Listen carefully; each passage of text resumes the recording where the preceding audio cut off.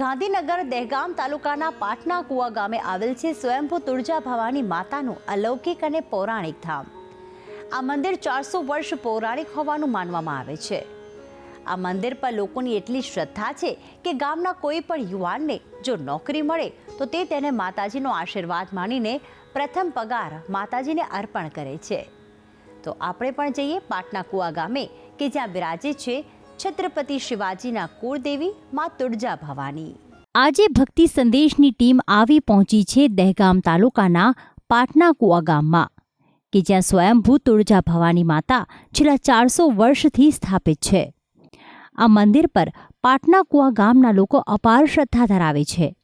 ગામ લોકોનું કહેવું છે કે આ ગામમાં જો આજે સુખ અને સમૃદ્ધિ છે તો તે માત્ર ને માત્ર માં તુળજા ભવાનીને જ આભારી છે અને એટલા માટે જ નિત્ય આ ગામના લોકો આવે છે અને માં સમક્ષ શીશ ઝુકાવીને આશીર્વાદ પ્રાપ્ત કરે છે।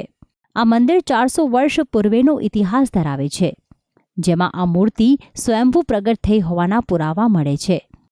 એક માન્યતા પ્રમાણે આજથી 400 વર્ષ પૂર્વે રંગાભાઈ પટેલ જ્યારે પોતાના મકાન માટે લાકડા લેવા મહારાષ્ટ્રના તુળજાપુર ગયા હતા ત્યારે તેમને એક પથ્થર મળી આવ્યો હતો અને આ પથ્થરમાં માતાજી તુળજાપુરથી પાટના કુવા બિરાજવાની ઈચ્છાથી આવ્યા હોવાનું ગામ લોકો માને છે। તો આવું સાંભળીએ આ મંદિરનો ઇતિહાસ।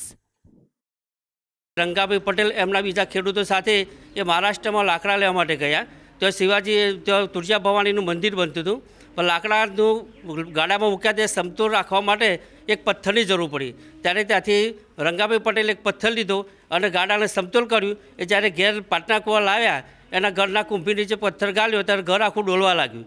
ત્યારે રંગાભાઈને એમ થયું કે મારે શું થયું? તેમની 2 સૂર્યો પાણીમાં ડૂબી ગઈ, એમની ભેંસોની જે ડોક હતી એ અવળી થઈ ગઈ। ત્યારે 11 વર્ષની દીકરી એના કોઠે માં તુળજા ભવાની આવીને બોલ્યા કે હું મહારાષ્ટ્રમાંથી આવેલી તુળજા ભવાની છું, તારી સાથે ગાડિયામાં આવીશું। હવે તો આ પાટના કુવા ગામના પાદરમાં મારો વડેલાની જે થાપણ કર। અને ત્યારે ગામના લોકો વાસ્તે ગાસ્તે આવી અને અહીં વડેલો હતો, વડેલા જે માનો તુળજા ભવાની સ્થાપન કર્યું। ત્યારથી તુળજા ભવાનીમાં પાટના કુવામાં પ્રચલિત છે। તુળજા ભવાની માતાનું આ મંદિર આમ તો 400 વર્ષ પુરાણું છે, પરંતુ 2013માં તેનો જીર્ણોદ્ધાર કરવામાં આવ્યો હતો। માં તુળજા ભવાની એ છત્રપતિ શિવાજી મહારાજના કુળદેવી માનવામાં આવે છે, જેથી આ ધામના પરિસરમાં છત્રપતિ શિવાજીની પ્રતિમા પણ જોવા મળે છે। માં તુળજા ભવાનીનો મહિમા એટલો છે કે આ શિવાજી છત્રપતિ છે, એમના જ્યારે આઝમ ખાને હુમલો કર્યો ત્યારે કત્લેઆમ ચલાવેલી અને મહારાણા શિવાજી નિરાશ થઈ ગયેલા। તે સમયે તેમના કુળદેવી તુળજા ભવાની એ સાક્ષાત પ્રગટ થયેલા અને પ્રગટ થઈને એમને ભવાની તલવાર આપી અને ભવાની તલવાર આપીને એ તલવારથી આઝમ ખાનનો કત્લેઆમ કર્યો અને એ વિજયી થયા। આ મંદિરમાં એક સુંદર શિવલિંગ પણ સ્થાપિત છે, જેમાં તુળજા ભવાનીની મૂર્તિ કરતાં પણ પૌરાણિક હોવાનું માનવામાં આવે છે। પાટના કુવા ગામ પણ પોતાનો એક અનેરો જ ઇતિહાસ ધરાવે છે। આ ગામમાં એક વિશાળ કૂવો આવેલો છે, જે તે સમયે ગામવાસીઓને પાણી પૂરું પાડતો હતો। તે કૂવા પરથી લાકડાની પાટો મળી આવતા આ ગામનું નામ પાટના કુવા પડ્યું હતું। આ મંદિર પર શ્રદ્ધાળુઓ એટલી આસ્થા રાખે છે કે 5000ની વસ્તી ધરાવતા આ ગામમાં દરેક પરિવારના ઘરમાં એક સભ્યને સરકારી નોકરી મળવાનું કારણ પણ માતાજીની કૃપા હોવાનું જ માનવામાં આવે છે, જેથી જ દરેક ગામવાસી પોતાનો પ્રથમ પગાર માતાજીના ચરણોમાં અર્પિત કરે છે।